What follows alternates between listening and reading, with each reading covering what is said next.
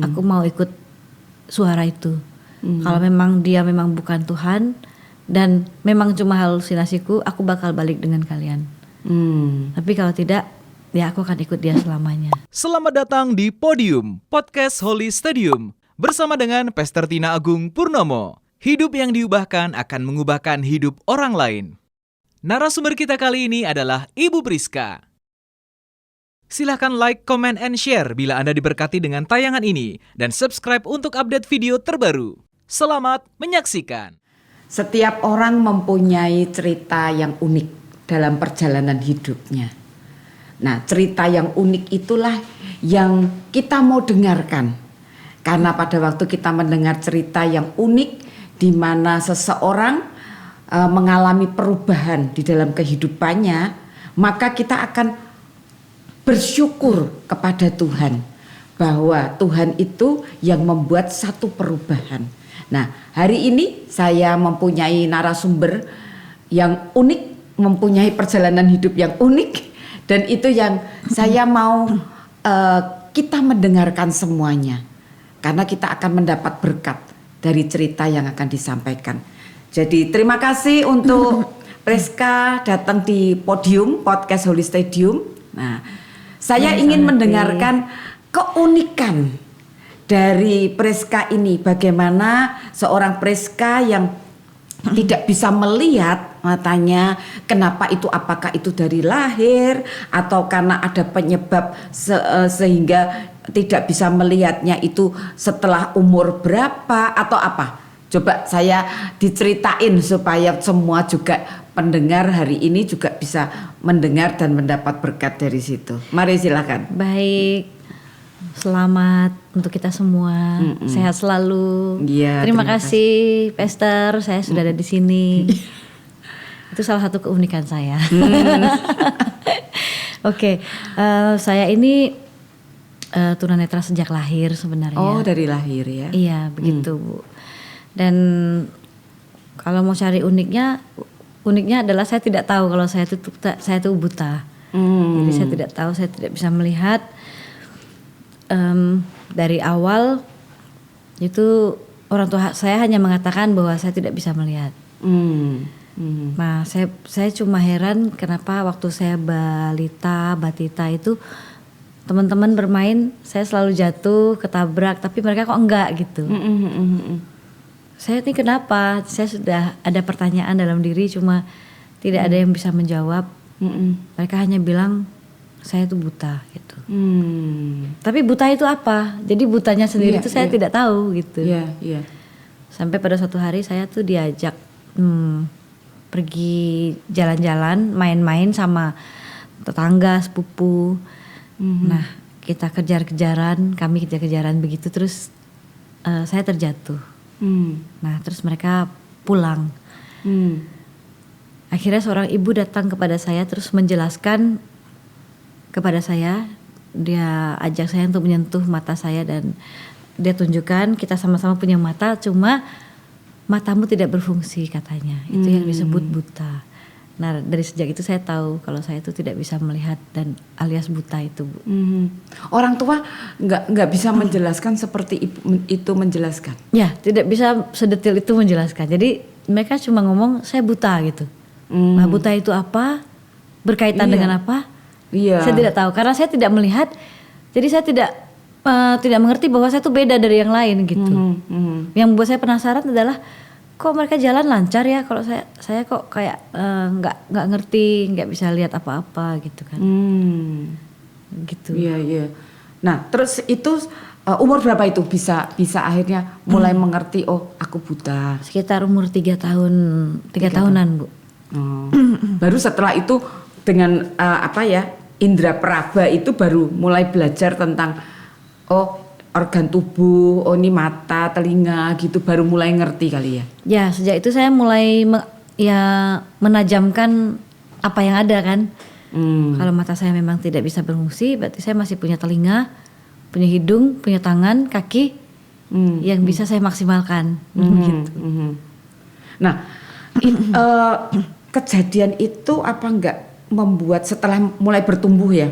Iya. Apa enggak membuat di hati itu seperti berontak begitu. Kok aku begini ya? Kenapa yang lain begitu, kok Tuhan nggak adil ya? Gitu. Kalau Muncul berontak begitu sih belum. Hanya saya jadi suka diam, melamun dan mengurangi itu bermain-main bersama dengan teman-teman atau tetangga-tetangga. Jadi kepedeannya yang diserang, Ibu. Oh gitu. Nggak pede lagi karena tahu kan mata saya tidak berfungsi. Jadi itu mengurangi sangat banyak sekali.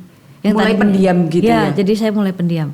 Jadi kalau Ibu misalnya ketemu dengan keluarga saya yang tahu saya sejak kecil, mereka akan bilang saya tuh pendiam gitu dulunya itu. Nah terus itu bertumbuh remaja, sekolah juga normal? Dulu, apa tidak? Dulu saya ingin sekolah, cuma karena orang tua saya kurang ada pengetahuan, yang maksudnya kurang teredukasi bahwa ada sekolah untuk SLB atau sekolah untuk luar biasa gitu. Akhirnya kakak saya sekolah, saya minta ikut sit in di SD kelas 1. Iya. Itu salah satu keunikan. Iya. Jadi saya ikut sit in di sebelah kakak saya. Diperbolehkan ya sama Dan gurunya ya? ya memang saya juga minta izin dengan ibu gurunya. Dan kala itu mungkin sangat jarang ya orang sit in di kelas gitu ya mungkin. Nah itu terus ya akhirnya saya mencoba untuk berjuang untuk bisa mencari cara untuk bisa sekolah begitu. Nah memang kemudian saya mengalami banyak kendala karena saya harus sekolah dengan biaya sendiri.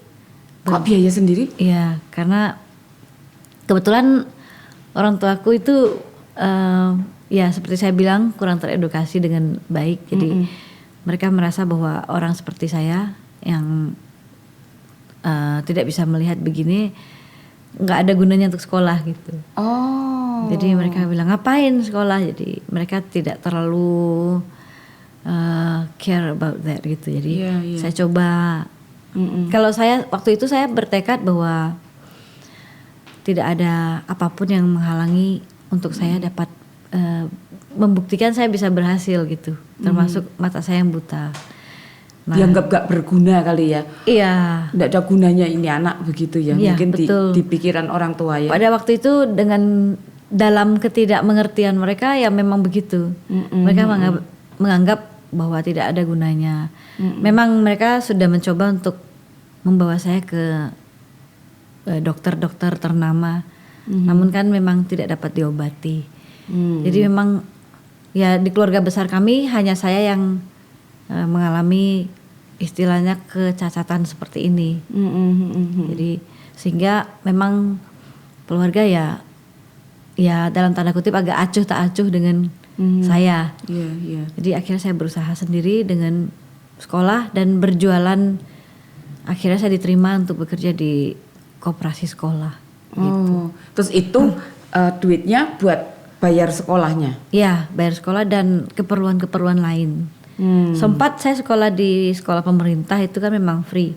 Tapi biasanya ada istilahnya pungli atau apa itu. Maksudnya ada hal-hal lain-lain lah, misalnya seperti uang iuran ini, iuran itu, dan buku dan lain-lain gitu. Oh begitu ceritanya. Nah terus setelah itu sampai SMP, SMA segala masih tetap sekolah ya? Kebetulan saya hanya sampai kelas 5 semester pertama. Jadi kelas 3 SD saya pindah ke Medan. Oh dari Jambi pindah ke Medan. Orang tua juga? Orang tua hanya tahu, cuma mereka biasa aja gitu kan. Nah, jadi memang di Jambi itu kebetulan teman-teman saya semakin berkurang karena mungkin kesadaran akan pendidikan belum terlalu, belum terlalu, dan khususnya untuk orang-orang seperti kami yang penyandang disabilitas begitu. Nah, terus pindah ke Medan itu akhirnya tinggal di asrama. Kerjaan saya makin berat karena dari pagi saya sudah sekolah, pulang sekolah saya makan, habis itu ke ladang, kerja di ladang orang. Asramanya asrama dari pekerjaan itu, kantor itu? Iya, tapi mereka ngeling juga dengan beberapa panti asuhan. Jadi kami yang tidak punya biaya boleh bekerja di sekitarnya, tempat-tempat sekitarnya gitu. Nah, jadi kalau hari libur saya dari pagi sudah ke ladang sampai sore. Nah, itu ngerjain apa di ladang? Dari mencangkul sampai membersihkan rumput. Oh ya? Kalau misalnya pas lagi panen singkong, itu kami juga yang mengerjakan. Oh. Iya. Milik siapa itu ladangnya? Ada yang kebanyakan sih memang milik panti asuhan dan asrama ya. Jadi asrama kami itu bekerja sama dengan panti asuhan. Jadi mereka kebetulan mungkin ada kerjasama tersendiri gitu. Nah, jadi itu kerjaan saya sehingga mungkin nanti kan di asrama ada tugas tambahan lagi. Kemudian di sekolah ada PR. Jadi saya juga harus mencuci pakaian sendiri. Kemudian kami dibebankan tugas untuk merawat bayi-bayi yang dari panti asuhan sebelah itu. Oh. Karena kan kerjasama gitu. Iya. Jadi satu kamar tuh dipasrahi 8 bayi. Aduh. Dalam kondisi malah nggak bisa melihat gini dipasrahin banyak. Kami yang tidak bisa melihat ada 15 orang satu kamar. Oh. Satu kamar 15 orang. Terus yang melihat tapi orang tuanya meninggalkan dia kayak yatim piatu gitu, ada 4 orang. Jadi 19 orang tapi yang melihat hanya 4 orang. Ya, jadi dengan usia kami lah seumur ya itu ya. Seumur lah 10 tahun gitu, 11 tahun, 12 tahun. Nah, jadi berarti kerja di ladang, terus masih ada PR di sekolah, terus masih ada tugas lagi, tugas asrama di asrama, kemudian masih ada titipan lagi bayi dari panti asuhan sebelah bahwa untuk ngurusin bayi-bayi juga. Terus ada lagi kerjaan pribadi kami. Iya. Belum lagi tugas kalau ada piket di sekolah. Oh. Terus tugas mencuci piring di asrama itu kan.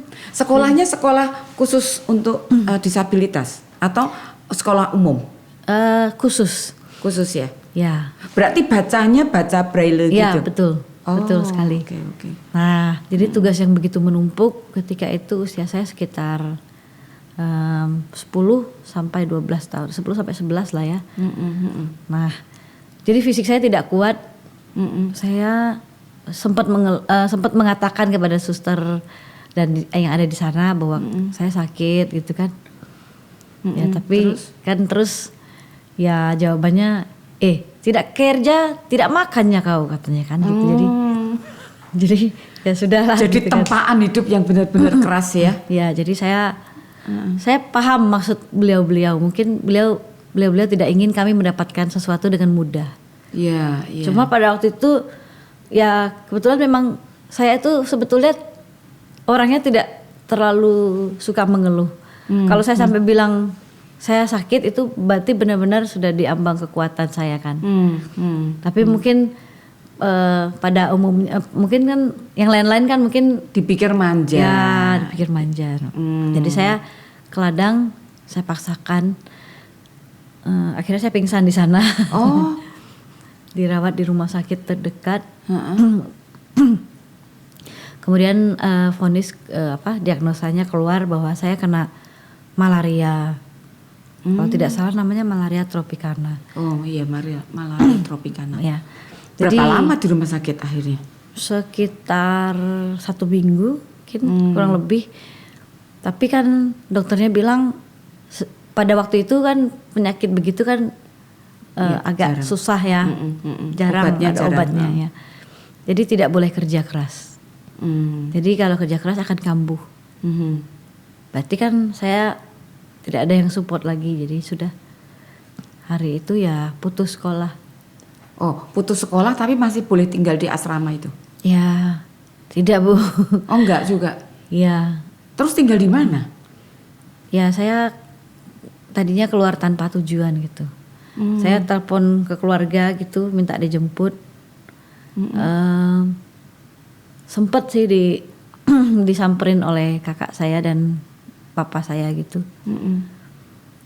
Dibawa, cuma kan ini perasaan saya sendiri mungkin pada waktu itu kan. Jadi seolah-olah kok mereka merasa mana katanya mau jadi orang sukses berhasil, ternyata gagal kan gitu kan. Nah akhirnya saya pergi dari rumah. Pergi dari rumah Terus itu saya mau bunuh diri. Oh iya, Ya. saking frustasi ya. Iya, karena kan satu-satunya harapan untuk saya mau jadi orang, mau membuktikan lah ke keluarga saya bahwa orang yang dianggap tidak ada gunanya bisa kok, Iya. gitu kan. Itu pun tidak berhasil ya. Sudah, saya mau bunuh diri. Saya sempat ini, saya Pergelangan tangan pergelangan itu tangan ya. saya ini pakai pecahan kaca itu. Masih ada sih bekasnya sampai hari ini. Terus akhirnya teman jalanan itu yang ada teman di jalan itu bilang, ngapain kamu bunuh diri? Akhirnya dia yang mengajak saya untuk tetap, dia bilang kita harus lebih kuat dari hidup ini. Jadi harus lebih keras juga dari hidup ini. Nah dari situ saya diajari untuk keras. Dia juga teman jalanan ini juga dia disabilitas juga. Tidak. Enggak. Jadi dia non disabilitas. Terus akhirnya tinggal di mana? Setelah mau melakukan bunuh diri itu akhirnya ada teman yang tahu gitu. Ya saya tinggal di markas. Ya tidak menentu sih Bu. Kadang bisa nginep di emperan rumah orang, kadang bisa nginep di mana-mana. Jadi sampai Perempuan loh ini. perempuan ya. Sampai saya ketemu dengan satu hari ada kayak apa ya, demonstrasi kesembuhan dari Tiongkok itu. Oh. Jadi dari RRC itu mereka itu mau ada demonstrasi kesembuhan. Katanya yang buta bisa melihat, yang lumpuh bisa berjalan. Nah saya ke sana minta disembuhkan gitu maksudnya. Tapi dia bilang, wah kayaknya saya enggak bisa menyembuhkan kamu. Tapi kamu punya potensi untuk mewarisi ilmu-ilmu saya. Ya dari situ saya ditawarin. Dia suhu begitu? Iya suhu. Dia pertama kali dia mengajarkan saya bahwa dalam diri kita itu ada potensi. Nah potensi itu bisa kita konsentrasikan di mana, dan itu bisa kita buat. Misalnya untuk memukul meja ini bisa hancur dan lain-lain itu. Oh. Ya, gitu Bu. Jadi seperti kayak tubuh kita itu ada energi, Ya. energinya mau kita alihkan kemana, kita fokuskan ke situ dan kita kerjakan, maka itu akan terjadi beneran begitu bener. ya. Oh. Itu terus didukung dengan beberapa mantra yang harus saya baca. Dalam bahasa Mandarin. Iya, dan ritual-ritual. Kemudian dia bilang kamu bisa mewarisi yang lebih, karena menurut suhu saya orang-orang yang bisa mewarisi ilmu itu tidak sembarangan. Maksudnya kalau di dalam diri dia itu memang tidak ada kapasitas itu, malah bisa jadi gila atau malah bisa atau meninggal gitu. Nah, ini menarik. Terus apa itu yang terjadi? Apa yang terjadi dengan semua ilmu yang didapat itu? Ya, dia kasih saya ilmu kebal, dia kasih saya satu orang, kata dia satu apa ya istilahnya dia ya, itu untuk menemani saya gitu. Lalu dia kasih saya kayak ada malaikatnya gitu ya, satu. Ya begitu. Penjaganya ya. Penjaganya. Sehingga saya makin pede dengan kondisi saya walaupun tunanetra gitu. Saya tidak lagi merasa minder, tidak lagi tertunduk kepala saya. Karena saya tahu dalam diri saya ada kekuatan. Nah, itu membuat saya jadi tambah keras. Tambah keras. Ilmu kebal seperti apa yang dia berikan ke Priska? Jadi ilmu itu kebal terhadap senjata tajam. Ya, Betul-betul memang betul. kebal. Jadi kan karena saya di jalan kan pasti banyak kalau saya ke wilayah, misalnya saya ke Grogol. Mereka tidak mau, kalau dunia kepremanan itu Bu, kita ke wilayah baru itu pasti kita akan diganggu atau diuji sekuat mana gitu. Kita pasti akan duel gitu kan. Kalau kita menang ya mereka akan, ya kita akan jadi penguasa situ. Tapi kalau kita kalah, yang kuat yang ya, ini ya menguasai ya. Kalau kita kalah ya kita tunduk dengan sana, dengan penguasa sana. Nah, saya pikir saya perempuan ya saya harus menang kan gitu. Kalau enggak nanti saya takut saya diapa-apakan gitu. Iya, iya. Nah, dan mau dibilang puji Tuhan atau gimana ya, kok saya selalu menang gitu. Jadi di beberapa wilayah saya sudah punya antek-antek lah istilahnya ya. Dan saya kalau ngomong kasar tidak akan sehalus ini. Kalau manggil orang tuh manggilnya nyet atau apa gitu.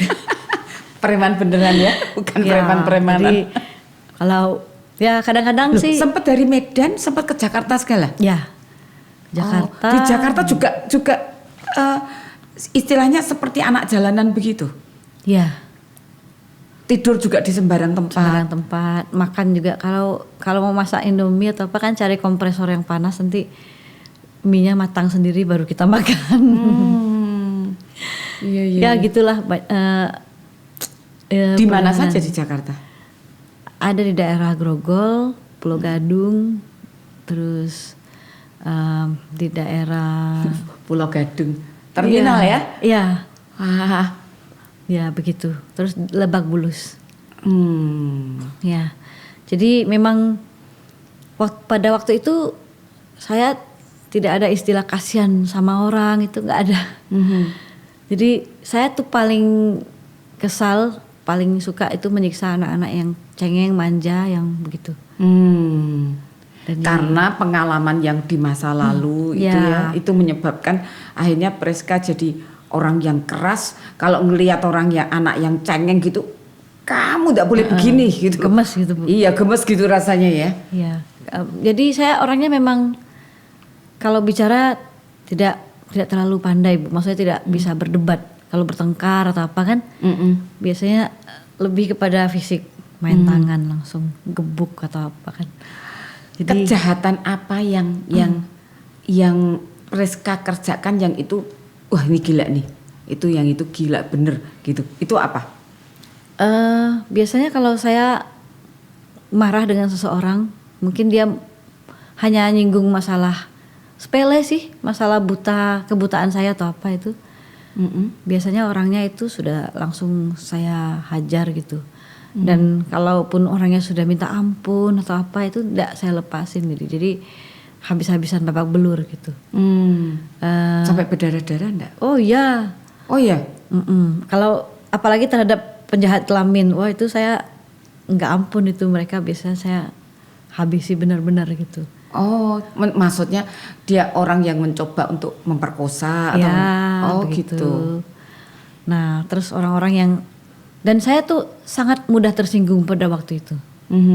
Hal sepele yang namanya juga saya luka kan, jadi Iya, senggol dikit tersinggung. Kalau saya udah marah, udah semuanya. Saya mungkin secara tidak langsung, ya memang mereka tidak mati di depan saya gitu. Tapi mungkin saja apa yang saya lakukan itu sudah menyebabkan banyak kematian orang-orang. Karena saya biasanya meninggalkan mereka dalam kondisi yang parah gitu. Dan Terus nggak dikejar polisi? kalau itu kan orang-orang yang mereka mau lapor polisi juga nggak mungkin kan. Jadi kalau saya dikejar polisi bukan masalah itu, tapi masalah ganja. Oh iya, Iya. pakai ganja juga? Ya kebetulan teman saya itu punya perkebunannya kan. Heeh. Jadi kita pakai rame-rame. Nah dulu ada pendeta Itu yang yang di mana? Di Jambi atau di di Medan. Oh. Dulu saya diinjili sama seorang pendeta, dia kasih Alkitab. Kan karena Alkitabnya tidak akses buat saya. Akhirnya kan teman saya punya perkebunan ganja, kita campur tembakau, kertas Alkitabnya kita Buat lintingan. lintingan. Oh. Iya. Ya itu, aduh, kenapa kertas Alkitab? Karena dia apa ya, lentur tapi kuat gitu. Jadi oke banget. Kalau koran atau apa kan nggak oke Iya, ya. nggak gampang kalau sobek saya- gitu iya. ya kalau Alkitab. Terus Alkitab tuh oke gitu. Jadi saya mengganja dengan firman Tuhan. Berapa lama pakai ganja itu? Sekitar 2 tahunan. 2 tahun. Hampir 3 tahun. Dan itu kan for free ya, jadi gampang. Berapa kali polisi itu kalau datang itu paling ganjanya saya telan. Dia tidak menemukan barang bukti ya tidak bisa nangkap kan. Kalau enggak dibuang, kami buang di selokan. Iya dulu mungkin masih belum ini ya secanggih periksa darah segala ya. Betul. Kalau sekarang mungkin susah untuk menghindar. Dan kamera CCTV di mana-mana kan. Itu kok sekarang. bisa lepas? Dalam 2 tahun itu akhirnya nggak pakai lagi? Saya mengalami titik balik dalam hidup saya itu.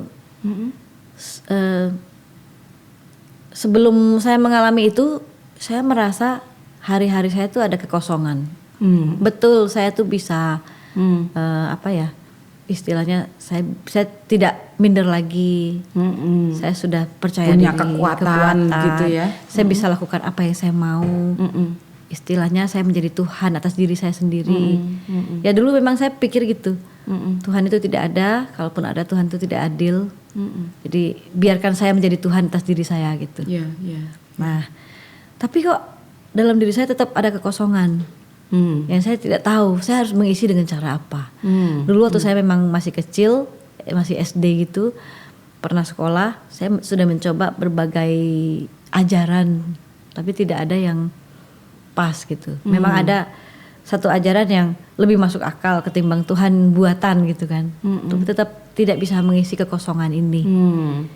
Nah, kekosongan. Waktu pendeta itu nyampaikan juga masih menolak dan masih merasakan kosong di dalam ini ya, di pendeta dalam itu dirinya Priska. Sudah betul menyampaikan tentang Tuhan Yesus, cuma saya merasa bahwa itu cuma bicara aja gitu.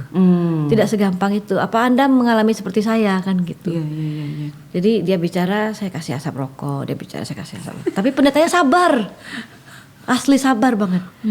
Dia datangin saya setiap minggu, setiap hari Selasa. Pak pendeta itu datang, sampai akhirnya saya sendiri menolak, mengusirnya.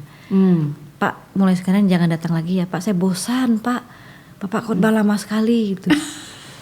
Jadi saya bosan, jadi Bapak tidak usah datang. Akhirnya dia ngomong gini, perkataannya yang masih saya ingat. Ya tidak apa-apa, tapi kalau kamu lagi dalam kesulitan, jangan lupa nama Yesus. Nah, itu dia bilang. Tapi itu sempat itu agak menyentuh hati saya. Tapi tidak bertahan lama. Habis itu ya kembali lagi dengan kekerasan saya gitu. Nah, karena saya merasakan kekosongan itu, tapi kan tidak ada jawabannya. Berlalu begitu aja sampai suatu hari saya dengar kabar dari teman-teman, katanya ada acara ya bulan-bulan Natal seperti ini. Jadi mereka mengadakan kayak acara, ada artis ibu kotanya di Gelora gitu kan. Nah, saya datang. Di mana, Jakarta? Apa di Medan? Kemungkinan besar sih antara Jambi atau Jakarta ya, saya kok lupa ingat. Nah, ketika saya datang sebenarnya bukan mau menghadiri itu, saya mau cari makan di sana, ya kan. Biasa di acara-acara gitu kan dapat makan. Dapat makan, ya. Kebetulan dan lagi selain cari makan tuh saya datang sama tim itu biasanya untuk cari uang keamanan. Biasalah. Cari uang keamanan. Malak kesana sini ya. Malak sana sini ya. Cuma memang saya tidak pernah minta sih dari dulu. Malah aja. Kayak pedagang asongan kan, kalau mereka mau aman kan biasanya mereka harus store Bu. Store uang kepada ya penguasa jalanan lah gitu. Nah, saya datang ke situ sama petugas asyirnya itu, sama konselornya juga dibawa ke depan. Di sebelah kiri kanan saya tuh orang-orang sakit. Dipikir mau cari kesembuhan. Iya, ya? dipikir mau cari kesembuhan. Kok saya mau aja gitu digandeng ya. Biasanya kan saya keras kan. Tapi ketika masuk ke dalam itu mereka sedang penyembahan. Kok penyembahan itu ada yang ngalir di hati saya gitu. Jadi sampai saking begitunya saya diajak ke depan aja saya mau gitu kan. Iya. Aneh. Sampai di depan dia pergi, aku baru sadar. Kenapa saya mau duduk di sini gitu kan. Nah saya, tapi kok itu penyembahan itu membuat saya tuh pengen nangis. Padahal sejak umur 8 tahun saya sudah memutuskan untuk tidak menangis. Jadi sudah kurang lebih 8 tahun lah saya tidak menangis kan. Tapi kok kali ini saya dengar, kali itu saya dengar lagunya kok gimana gitu. Nah, ketika saya sedang masih memikirkan lah, saya ini sedang mengalami apa gitu kan. Tiba-tiba itu di depan saya kayak ada screen, jadi saya bisa lihat kejahatan saya di masa lalu, betapa kerasnya saya, betapa saya kalau mukul orang tidak tanggung-tanggung, banyak hal-hal lain yang saya lakukan gitu. Terus tiba-tiba saya merasa, oh iya ya aku nih orang jahat, orang najis, orang kotor, mana pantas aku di sini gitu kan. Nah, ketika saya mau beranjak, itu ada suara di hati saya gitu. Aku mengasihimu. Nah, suara itu tuh langsung menyentuh di hati gitu. Cuma saya berusaha mengeraskan. Karena tidak mungkin ada pribadi yang mau mengasihi aku. Nah dari kecil aku tidak pernah terima itu kan. Iya, iya. Jadi saya tanya kiri kanan, kamu yang ngomong ya? Kamu ngomong sama saya? Enggak. Mereka sudah takut kali ya. Ini badan saya sudah kekar kan. Jadi badannya dulu gede ya, dulu seperti saya ini. Gede, tidak seperti ini. Ada otot-ototnya di mana-mana. Ada sebenarnya saksi orang yang melihatnya. Jadi dia lihat begitu kan. Setelah saya bertobat gitu masih ada kan sisa-sisanya. Nah, ketika saya tanya kiri kanan mereka tidak, saya teriak dong. Siapa kamu? Gitu. Kok berani-beraninya bilang seperti itu kan? Suara itu ngomong lagi, begitu gentle gitu suaranya kan. Aku Yesus Tuhan, aku mengasihimu. Nah itu saya sudah nggak bisa menahan, langsung air mata saya tumpah begitu saja. Nah di situ lama gitu, saya sampai tidak tahu acaranya apa aja loh. Saking saya menikmati perjumpaan pribadi dengan Tuhan itu. Iya. Saya tidak tahu acaranya bagaimana, tahu-tahu selesai aja acaranya gitu. Terus suaranya bilang, kamu ikut aku. Ya saya spontan menolak. Tuhan Yesus, enggak lah, saya enggak mau ikut Yesus karena saya orang jahat, saya orang yang tidak layak. Masih banyak kok orang-orang di luar sana yang lebih baik daripada aku gitu. Tapi perkataan itu saya ingat sampai hari ini, dosamu ku ampuni, kamu ikut aku. Sejak itu oke, Tuhan, aku memutuskan untuk mengikut Engkau gitu. Saya pamit dengan teman-teman preman, saya cerita tuh pengalaman supranatural yang saya alami kan. Iya. Ya, mereka tertawakan saya, wah Priska katanya. Halusinasi. Iya gitu, halusinasi. Kalau istilah mereka, gila lu katanya kan. Masa sih ada begituan gitu.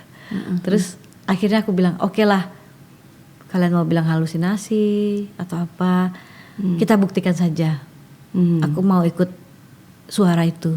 Kalau memang dia memang bukan Tuhan dan memang cuma halusinasiku, aku bakal balik dengan kalian. Tapi kalau tidak, ya aku akan ikut dia selamanya. Nah akhirnya sampai hari ini saya tetap ikut Tuhan dan tidak kembali pada mereka gitu. Nah terus waktu ngambil keputusan bahwa ya aku mau ngikut Yesus, aku mau ngikut suara itu. Nah lepas dari teman-teman preman ini terus Priska kemana? Nah itu saya mencoba untuk mencari gereja lokal, kan saya ceritanya kan tidak ada gereja lokal atau bukan gereja lokal yang menobatkan, membuat saya bertobat kan bukan gitu. Jadi bukan karena saya hadir di acara gereja gitu kan. Jadi saya bingung, wah aku mau kemana ya? Setahu saya Yesus itu punyanya orang Kristen tuh gereja.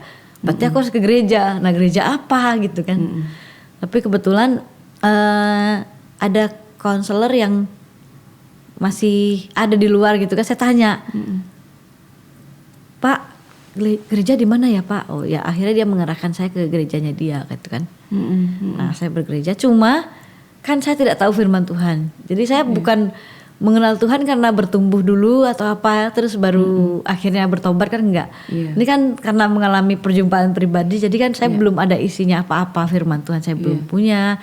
Pun masih banyak yang saya masih ada isinya kan, kayak ilmu-ilmu itu dan segala macamnya kan.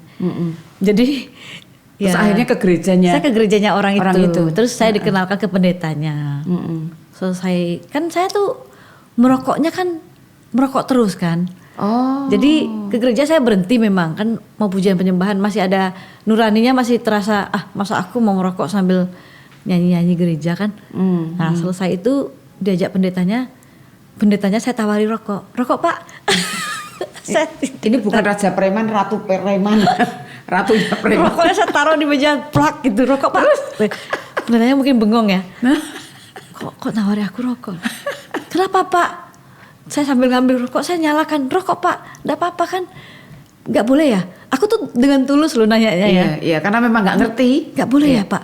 Memang orang Kristen enggak boleh merokok. Nah pendetanya bingung mau jawab saya. Ada Alkitabnya Pak, mana Alkitab ayatnya mana gitu. Oh saya tidak merokok. Tapi orang Kristen boleh merokok Pak. Terus pendetanya bingung kan mau menjawab. Ya nanti kamu bertumbuh sendiri dalam Tuhan, nanti kamu pelan-pelan akan tahu.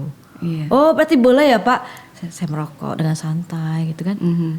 Nah terus itu masih saya lakukan. Teman-teman gereja tuh ngomong, sudahlah kamu gak usah merokok. masa ikut Tuhan merokok? Ya saya debat dengan mereka. Kan masih keras ya dulu ya. Mana buktinya? Apa? Ya kan? Firmannya mana? Kitab enggak ada kok tulisannya. Tunjukkanlah aku satu ayat. Aku ini kan cinta Tuhan, maksudnya kan masih cinta mula-mula. Kalau memang ada ayatnya aku ikutin pasti gitu kan, maksud aku gitu. Dia enggak tahu, dia bingung kan. Jadi saya tetap merokok. Jadi enggak salah lah. Ya kan Tuhan, aku merokok enggak salah kan. Enggak ada jawabannya, ya sudah saya merokok terus. Sampai suatu hari ada seorang pendeta yang dia mengutip ayat tentang tidak tahukah kamu bahwa kamu adalah bait Allah. Dia cerita soal bait Allah. Kita ini adalah bait Allah. Nah, ayat itu yang berrema di hati saya. Iya. Wah, kalau aku bait Allah, masa aku merokok ya? Masa aku ini kalau ngomong nggak ada aturan? Seharusnya aku harus sepadan dengan sikapku, dengan apa yang Tuhan sudah memberi aku. Masa Tuhan sudah mau berdiam di dalam hidup aku? Masa aku masih begitu gitu kan? Iya. Itulah yang membuat akhirnya saya berhenti sendiri. Iya, tapi waktu itu kan dengan kekuatan sendiri. Sampai 3 kali saya berusaha dengan kekuatan sendiri. Saya teringat satu hari saya benar-benar sudah frustasi, sudah mau berubah tidak bisa kan. Akhirnya saya terlentang di kamar saya, sudah di lantai gitu. Saya bilang, Tuhan, aku ingin berhenti merokok, aku ingin berubah tapi aku tidak bisa. Tapi aku percaya padamu. Aku mulai hari ini aku tidak akan mengandalkan kekuatanku sendiri, tapi aku mau berubah dengan kekuatanmu. Nah, sejak itulah saya bebas dari rokok, minuman keras, dan hal-hal yang lain-lainnya sampai hari ini tidak terasa, pelan-pelan Tuhan mengubahkan saya. Sampai teman-teman saya yang lama ketemu saya, loh, kamu Priska ya, benar ya? Yang dulu kan, yang dulu. Iya. Jadi katanya banyak perubahan yang mereka lihat dari saya. Ratu preman itu kan yang benar kan yang di jalanan kan. Iya, biasanya mereka nanya gitu. Saking nggak percayanya ya. Yang dari jarang mandi, yang orangnya tidak mengenal belas kasihan. Iya. Gila, lu sekarang bisa nampung banyak orang, nggak salah lu. Kesambet apa lu? Kalau teman-teman saya kalau nanya gitu. Karena saya sampai malu. Diam-diam, jangan ngomong kenceng-kenceng dong. Iya, karena dulu udah jangan dipikirin lagi gitu. Karena perubahannya drastis kan. Jadi dari saya benar-benar yang nggak peduli sama orang, yang cuma mikirkan diri sendiri, kok saya bisa mikirkan orang lain. Jadi itu amaze buat orang-orang yang melihat. Nah, sekarang ceritain itu ilmu kebal itu ya ditebas gitu nggak kena gitu. Terus apa yang terjadi? Bisa lepas? Iya. Pertama ketika saya menerima Tuhan itu saya masih mengandalkan ilmu itu. Jadi terima Tuhan oke. Itu benar-benar peso juga nggak mempan. Ya, itu parang, celurit apa itu. Paling rasanya pegel-pegel aja terus agak gimana ya? Agak nggak enak. Ibu tahu kalau kesemutan kan dipegang, nah gitu-gitulah rasanya cuma gitu-gitu ya. Nah terus bisa lepasnya dari itu, dari ilmu kebalnya itu? Pertama itu saya sadar dulu bahwa ini yang saya punya ini tidak bisa berjalan bersama dengan ketika saya terima Tuhan itu. Saya harus sepenuhnya mengandalkan Tuhan. Nah kalau masih ada ini saya tidak bisa. Karena kan saya pasti mengandalkan ilmu saya itu. Nah, tapi waktu itu saya hanya sadar tapi saya tidak tahu cara melepaskan. Karena itu saya tidak kepikiran lah untuk melepaskan itu. Saya bingung juga mau bagaimana gitu kan. Sampai suatu hari saya ikutlah acara KKR lagi di Jakarta. Kalau ini memang mencari kesembuhan. Cari kesembuhan, saya ikut. Kemudian ada timnya, terus Suicide Heating. Jadi waktu itu kan Reinhard Bonnke ya. Jadi Suicide Heating samperin saya, tiba-tiba saya lagi nyembah lagi apa gitu kan. Dia ngomong dalam bahasa Inggris, terlalu banyak luka di hatimu. Hari ini Tuhan mau sembuhkan.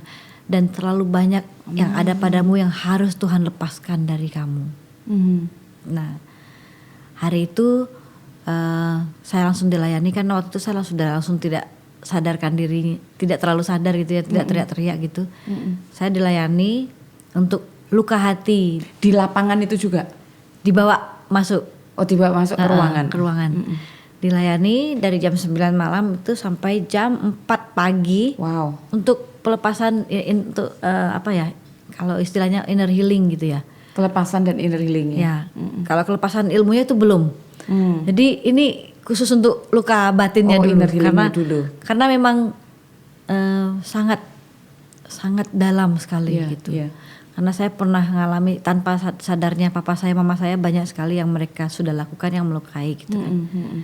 Jadi ketika mereka bilang suruh mengampuni, saya bilang ya kalian enak aja ngomong begitu, kalian kan tidak di posisi saya gitu.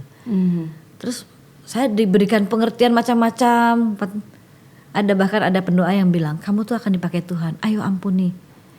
Ya saya mau, saya sudah diberi pengertian. Tapi ketika mau bilang aku mengampuni, mau bilang papa mama gitu, nggak bisa lagi gitu. Sampai ada satu orang yang bilang, seorang perempuan, saya mewakili mamahmu, ampuni aku ya Pak. Terus saya mewakili papahmu, ada laki-laki juga dia gitu. Baru saya akhirnya bisa lepas.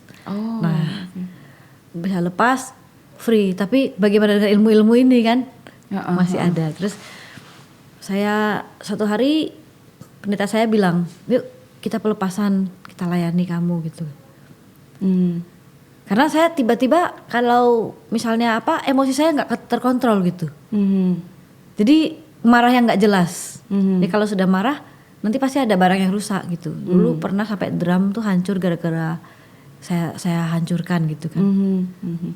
Jadi kan lama-lama mungkin properti gereja habis juga kalau akhirnya pendetanya bilang, ayolah sekarang kita pelepasan. Dari jam 10 pagi itu mereka pegangin saya. Katanya 10 orang laki-laki megangin saya itu mental semua. Jadi sampai jam 6 sore mereka doakan saya. Mereka doakan saya. Memang itu tarik menarik. Jadi di alam itu ada yang tetap mempertahankan saya, ada yang narik saya gitu kan. Jadi saya harus membuat satu keputusan. Aku harus lepas atau aku mau nyerah aja gitu, ngikutin yang kuasa-kuasa itu, kegelapan itu. Akhirnya saya kumpulkan kekuatan, terus teman-teman juga ayo semangat gitu kan, mendoakan. Akhirnya ketika saya memutuskan dalam nama Tuhan Yesus aku melepaskan semua, nah itu baru bisa terlepas dari hidup saya gitu. Teriak gitu nggak? Teriak. Manifest kan, sempat manifestnya lama gitu kan. Dan memang mereka semua mengakui tenaga saya tuh pada waktu itu kuat. Ya, ekstra gitu 10 laki-laki itu yang besar-besar badannya tidak bisa melawan saya gitu. Dan akhirnya ketika saya memutuskan, memang pelepasan itu harus dari kesadaran saya sendiri. Saya memutuskan untuk itu dan saya harus mengadakan perlawanan juga di dalam. Karena kan ada tarikan di dalam. Dan saya lawan, saya gunakan nama Yesus. Hari itu juga terlepas. Cuma memang awal-awal memang masih sering saya masih sering diikuti, terus sering dibawa masuk lagi, mau dibawa masuk lagi gitu. Akhirnya saya dengan in the name of Jesus, semuanya terlepaskan gitu. Ya berarti semua itu keputusan dari diri kita ya. Betul.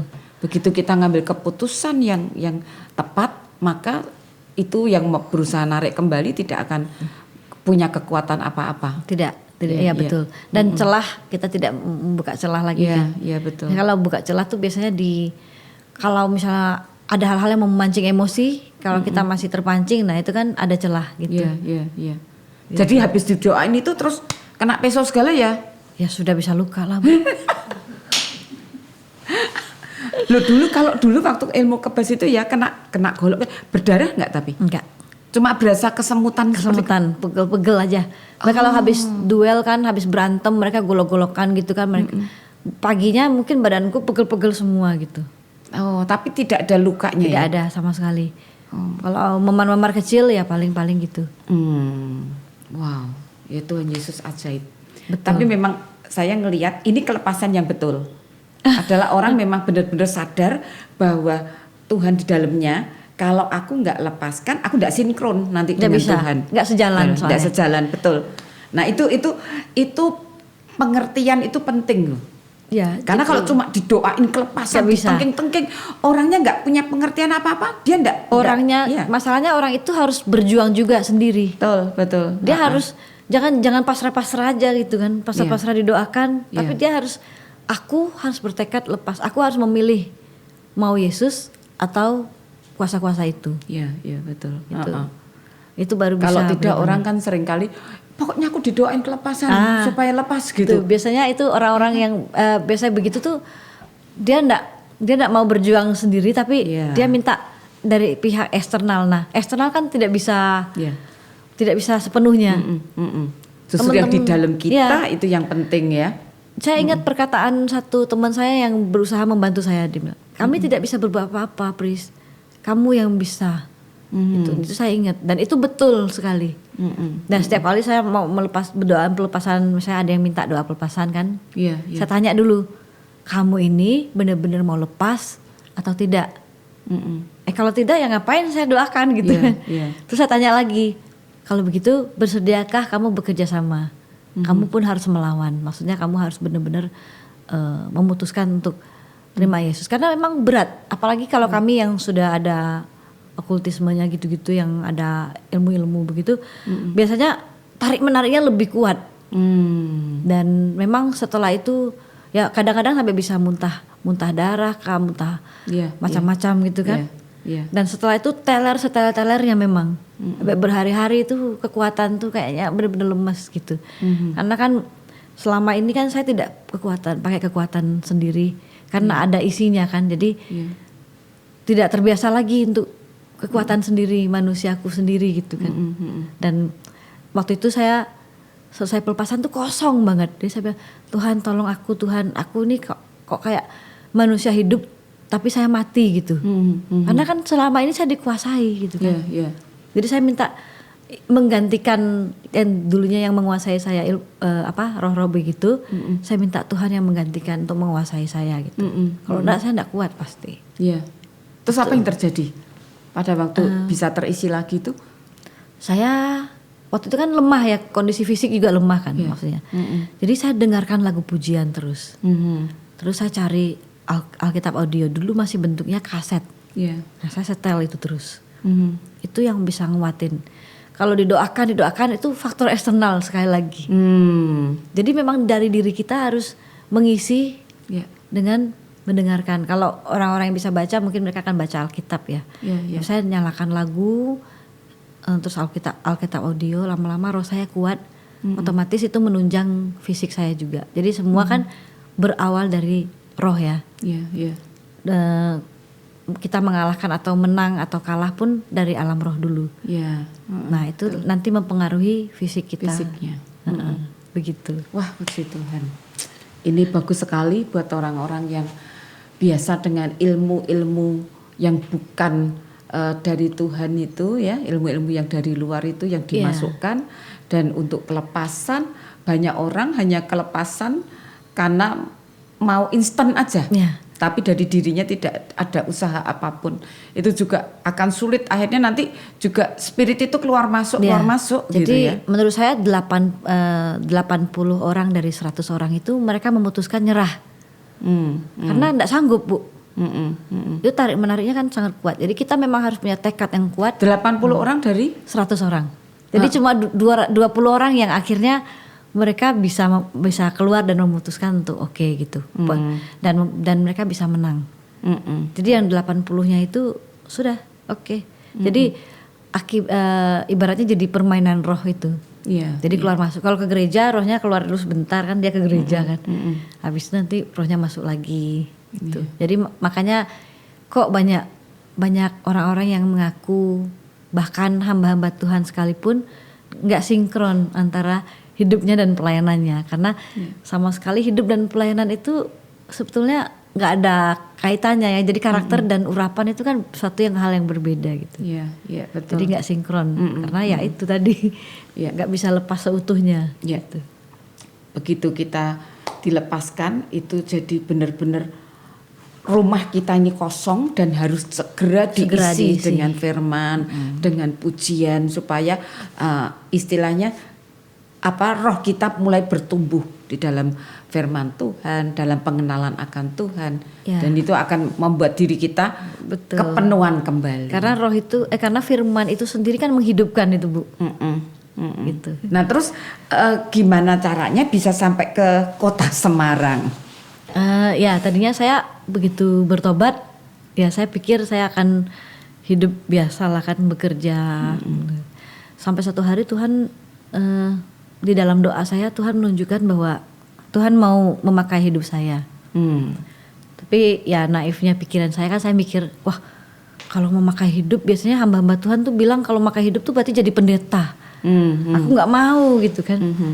Karena selama ini sejak umur 6 tahun sampai hari ini kan saya biaya hidup tidak ditanggung keluarga gitu kan. Jadi berjuang sendiri. Jadi pemikiran saya kalau saya jadi pendeta kan nggak kerja. Nggak kerja saya dapat uang dari mana gitu kan. Makan apa Makan nanti, apa gitu ya. Dulu kan malain. Iya. Sekarang nggak bisa malain. Sekarang kan aku udah boleh malain. Katanya bait Allah kan nggak boleh gitu. Iya benar. Jadi wah enggak lah Tuhan, nantilah kalau aku sudah ngumpul uang banyak, itu make sense kan Bu. Maksudnya ngumpul uang banyak nanti saya melayani Tuhan. Tapi kok suara itu terus mengganggu gitu, mengganggu pikiran saya gitu. Akhirnya saya putuskan untuk ya saya resign dari kerjaan saya.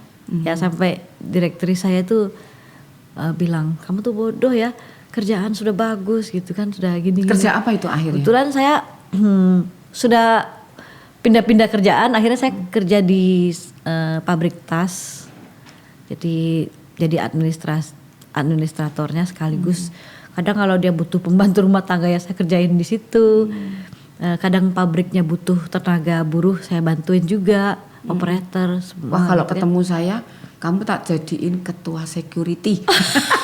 Boleh. Sekarang ketua security rohani ya Bu. Iya. Terus akhirnya ya saya keluar dari resign. pekerjaan itu ya. Ya setelah mengalami banyak pelepasan, dan saya bilang ke Pak Pendeta, Pak saya mendapatkan bahwa Tuhan mau saya melayani. Oke, sekarang kamu mulai dari pendoa. Nah terus saya melayani jadi pendoa, berkembang. Kok di tengah perjalanan sering ketemu dengan orang-orang yang saya selalu berpikir, wah kalau orang ini ikut aku, pasti mereka akan, maksudnya aku ingin memberitahu mereka bahwa aku pernah ngalami seperti kalian, dan aku ingin yuk kita sama-sama bangkit dari kondisi seperti ini. Nah tapi saya nggak tahu caranya bagaimana gitu. Cuma di angan-angan masih belum gitu. punya kekuatan untuk ke arah situ. Nah ya itu. Terus satu hari ketika saya kan masih di Jambi, Tuhan pulihkan dulu hubungan saya dengan keluarga. Dari mama saya kan sempat ngusir saya memang waktu itu karena saya ke gereja segala macam. Nah akhirnya saya pulang, Tuhan bilang kamu minta maaf sama mereka. Kok aku yang minta maaf? Aku gak terima. Karena aku merasa saya yang ditelantarkan, kenapa saya yang minta maaf gitu kan. Tapi kembali lagi karena saya tahu saya harus ngikutin Tuhan, jadi saya putuskan untuk minta maaf. Nah ketika saya minta maaf, kebetulan tidak mendapatkan respon yang terlalu saya harapkan gitu kan. Tidak sesuai ekspektasi, jadi oh sadar ya kamu salah, ya sudah gitu kan. Jadi saya sempat nangis dan banyak mengalami pergumulan sampai akhirnya keluarga saya semuanya sekarang sudah dimenangkan. Wah.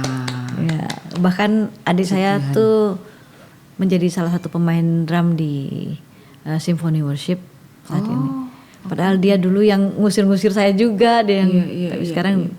Nah, setelah itu saya merasa bahwa waktu saya sudah selesai di Jambi. Cuma kan saya tidak tahu harus kemana ya. Saya ikuti saja, saya mengikuti, saya tanya sama teman-teman, kalau saya memang Tuhan mau pakai untuk melayani, untuk memberitakan kabar baik tentang Tuhan, hidup saya akan jadi saksi, kan saya harus diperlengkapi gitu, pikiran saya gitu.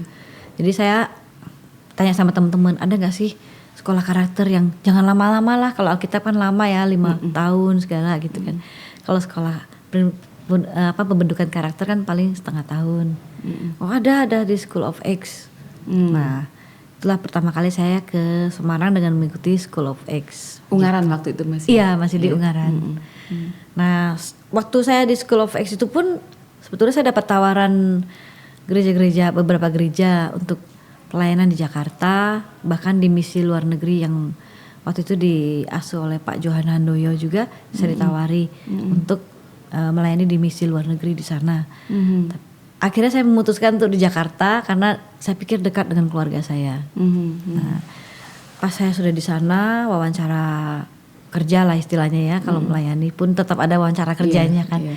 Nah, pas itu ada suara lagi bilang, kok kamu tahu kalau kamu tuh di sini? Siapa yang bilang kalau kamu tuh ditetapkan di sini? Oh iya, salah aku. Seharusnya saya nanya sama Tuhan gitu. Nah, kebetulan ketika saya tanya, Tuhan memberikan kata Semarang. Padahal Semarang ini saya tidak punya siapa-siapa, saudara pun tidak punya, siapapun saya blank kalau saya ke Semarang. Tapi sekali lagi saya belajar untuk selalu mengikuti Tuhan gitu. Saya cari teman, saya tanya teman-teman saya di Semarang, kok saya harus ke Semarang ya? Saya harus kemana kalau ke Semarang? Teman saya ngomong, oh begini saja, aku nanti aku punya teman, aku punya channel ada Ko Hengki. Nanti biar kamu ketemu dengan Pak Pendeta Petrus Agung Purnomo saja. Nah, jadi akhirnya singkat cerita saya diketemukan dengan beliau, dengan Pak Petrus Agung Purnomo. Saya ingat perkataan beliau. Beliau bilang begini, kamu itu punya potensi yang sangat besar, dan kamu akan melakukan sesuatu yang besar, tidak hanya sekadar pendoa atau apa gitu kan. Saya tempatkan kamu di radio, tapi saya percaya suatu saat kamu akan lebih dari ini gitu. Beliau pernah bilang sama saya begitu. Dan perkataan itu saya ingat sampai hari ini. Saya flashback lagi waktu saya di School of X itu, memang ketika ada Pastor Tommy Barnett datang, beliau cerita soal Dream Center. Kok hati saya kayak bergetar gitu. Bahwa satu saat di kota ini saya akan mendirikan tempat seperti itu. Waktu itu beliau menantang untuk mimpi yang besar. Nah, kebetulan ketika almarhum Bapak Pendeta Petrus Agung Purnomo mengatakan itu, saya teringat dengan mimpi besar yang saya punya gitu. Nah, akhirnya beliau ngobrol dengan saya. Beliau tanya, apakah kamu meminta uang apa, harus diberi uang seberapa atau bagaimana? Oh tidak Pak, saya hanya butuh kehendak Tuhan dinyatakan dalam hidup saya. Nah, sejak dari itu sudah lulus dari School of X? Ya, sudah. Saya lulus Oktober tahun 2004. Tahun 2005 saya ketemu dengan Bapak Pendeta almarhum Petrus Agung Purnomo.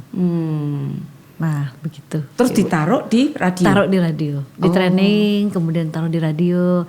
Memang dari situlah akhirnya saya bertemu dengan orang-orang yang mereka butuh dibantu. Dan ya begitu. Dan seterusnya saya tidak tahu kapan hari itu saya sampai kaget. Loh, kok ternyata aku sudah maksudnya Tuhan sudah percayakan aku untuk menampung orang sebanyak ini gitu kan. Kok bisa ya? Saya sementara di radio itu atau setelah selesai dari? Sementara di radio sudah mulai, Bu. Oh, sementara di radio sudah mulai? Iya, sudah mulai ada 1, 2. Bahkan dari pendengar sendiri. Oh, pendengar yang radio pertama Rema ketemu sehingga mereka bisa merawat orang ini itu ceritanya gimana? Jadi dia mendengarkan radio. Saya sedang siaran. Saya lupa siaran apa ya. Saya menceritakan tentang kondisi saya yang tunanetra seperti itu. Setelah itu dia telepon ke radio, telepon offline gitu. Waktu itu operatornya siapa ya? Kalau tidak salah Bapak Yudi atau Pak Hendy gitu. Habis itu mereka cerita ke saya, Kak Pris, tadi ada yang nyariin, namanya Mbak Kus. Oh, katanya mau telepon 10 menit lagi. Singkat cerita kami ngobrol. Mbak Kus ini bercerita bahwa dia tadinya non disabilitas, jadi biasa, kemudian sekolah, kerja, sempat kerja, bahkan sempat pertunangan. Oh, ya setelah itu mengalami, kalau menurut cerita beliau, mengalami malpraktek. Sampai saat ini mengalami kebutaan matanya dan telinganya juga tidak berfungsi yang satunya. Jadi waktu itu Mbak Kus itu sangat frustasi sekali. Karena tunangannya ninggalkan dia dan keluarganya pun jadi kecewa dan agak menolak gitu kan. Iya, iya. Jadi ya sudah terserahlah kamu mau kemana gitu. Jadi Mbak Kusnya itu sendiri juga jadinya mengurung diri terus kan. Iya, iya. Nah dari situ saya bilang, Mbak Kus mau nggak belajar? Dia bilang dia pengen baca Alkitab, pengen belajar huruf Braille dan lain-lain. Nah akhirnya saya ajak untuk tinggal bersama. Sampai hari ini masih ada. Oh, masih ada sekarang? Iya. Oh, puji Tuhan. Puji Tuhan. Nah itu ya orang pertamanya. Luar biasa ya. Ya, Tuhan kita luar biasa. Dengan siaran radio Iya. bisa menemukan orang yang tepat untuk menolong kita juga di dalam kemudian hari. Ya, Karena betul. akhirnya juga Mbakku sendiri juga akhirnya juga melayani Tuhan ya, juga betul. Sampai sekarang menjadi staf di tempat kami juga kan. Wow, luar biasa. Jadi di sini kalau saya ngelihat dari satu kefrustasian sampai akhirnya itu membuat ada tekad yang kuat di dalam diri Priska sehingga aku tidak boleh kalah dengan keadaanku yang buta, aku harus bisa sendiri semua. Itu benar-benar tekad yang kuat sehingga akhirnya hati itu jadi keras sehingga jadi ratu preman. Dan tetap Tuhan bisa pakai banyak hal untuk kepada kita sehingga kita hari ini bisa dijamah sekeras apapun hati manusia, tapi begitu ketemu dengan pencipta yang sesungguhnya, ya, yang menciptakan kita, maka kita akhirnya bisa lumer hatinya sampai akhirnya mau untuk mengikuti Yesus, mengikuti perkataan yang keluar dari hati tadi yang muncul di hatinya Priska, dan akhirnya sekarang dibawa Tuhan sampai ke Semarang. Di Semarang sempat jadi penyiar radio, dari penyiar radio itu ketemu Mbak Kus, sampai akhirnya ketemu suami, ya. Dari ketemu suami, akhirnya juga mendirikan The School of Life, The School ya. of Life, iya. Ya, The School of Life. Dan hari ini ada berapa jumlah orang-orang yang ada di School of Life?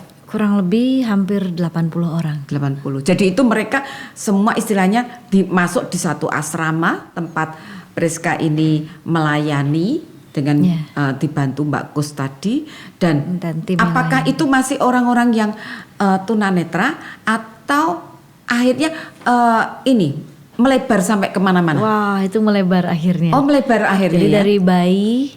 Bayi juga. Dari bayi sampai manula. Oh, karena pengalaman yang dulu itu ya, merawat bayinya itu ya. Iya. Oh, puji Tuhan. Ya, sampai manula. Ya. Jadi lintas kondisi juga, dari yang disabilitas, non disabilitas juga ada, dan yang menariknya adalah ODGJ. Iya, ODGJ ya. Iya. Wow. Itu benar-benar kalau nggak benar hati kita memang dikasih belas kasihan ngurusi orang-orang seperti itu juga luar biasa beratnya itu. Itu yang saya amazed dengan Tuhan, amazed banget, karena dari saya yang sama sekali tidak punya belas kasihan, kenapa sampai bisa seperti ini? Berarti saya tidak bisa mengatakan bahwa itu dari saya, karena itu semua Tuhan. Gitu.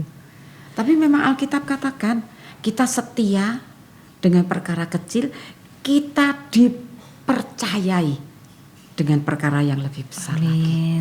Jadi di sini kita ngelihat bagaimana Tuhan menuntun, dan akhirnya waktu menikah juga akhirnya punya anak berapa, Priska? Anak kandung saya 2. 2, laki semua ya? Iya, betul. Umur berapa sekarang? Yang satu 14, yang satu 11. Wow, puji Tuhan. Iya, itu satu hal yang menarik sekali dari perjalanan hidup kita.